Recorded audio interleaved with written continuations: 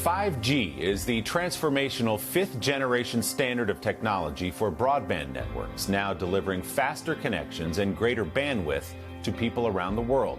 This week, though, 5G was at the center of a fight about its safety around airplanes. With flights grounded by furious airlines, the White House had to step in. NBC's Tom Costello covers aviation. He has our Sunday focus. 100. It's that computerized voice you sometimes hear through the cockpit door. 50, 40, 30. The radar altimeter bounces a radio signal off the ground to provide pilots their exact distance to the runway, critical when landing in poor visibility. But the nation's airlines, the FAA, Boeing, and Airbus all warned that the new 5G cell phone ground stations located near airports could interfere with those radar altimeters, creating a serious safety threat. After years of outright hostility between the FCC, FAA, aviation, and cell phone industries, it finally took White House pressure for AT&T and Verizon to agree at the last minute Tuesday to keep those 5G sites near airports turned off for now. They spent billions of dollars, but you know what? That's not my problem. My issue is to protect our passengers, and we're not moving off of that. The FAA had warned that if those airport 5G sites went live, pilots would be prohibited from using altimeters when landing in bad weather. Airlines warned of thousands of flight cancellations. Some foreign airlines did cancel flights into the U.S. But does 5G really pose a risk to airlines? AT&T and Verizon say absolutely not. 5G is absolutely safe. 40 other countries have found a pathway to safe 5G. We can do it in America. We already have the requirements in place to make it safe. Here's the issue. New, faster 5G service operates on a frequency range that is very close to the frequencies used by those aircraft altimeters. Embry-Riddle electrical engineering professor Eduardo Rojas.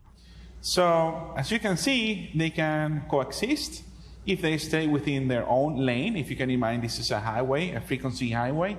So if you stay on your own lane, you can coexist. Separating those frequency highways requires a buffer zone.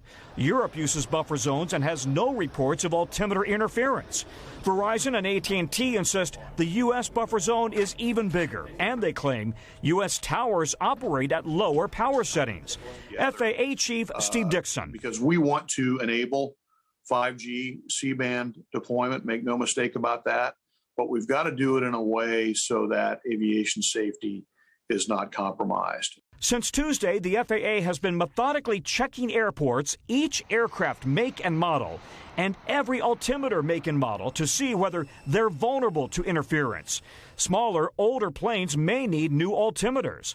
Once the FAA review is complete, 5G sites at least 2 miles from airports could be allowed to go live. United Airlines CEO Scott Kirby. I would not be comfortable flying those aircraft with passengers on board until we get it resolved. But the good news is we're going to get it resolved. And Tom joins me now live from Washington. Tom, good morning. It's good to see you. We should underline there is no 5G risk to aircraft right now. Those towers, as you said, have been turned off. But why is the United States having a unique problem with this, and how did it come to an 11th hour agreement? Yeah, well, both sides blame each other for failing to share information, for failing to act in good faith. There is also Republican and Democrat division at work here. In the end, it was the airline CEOs threatening to cancel thousands of flights that forced Verizon and AT&T to postpone airport 5G sites for now. If you believe the cell phone industry, there is no difference between the U.S. and the EU, and that's what the FAA is trying to verify right now, Willie. Tom Costello walking us through a complicated story. Tom, thanks so much. We appreciate it. Hey, thanks for watching our YouTube channel. Find your favorite recipes, celebrity interviews, uplifting stories, shop our favorite deals, and so much more with the Today app. Download it now.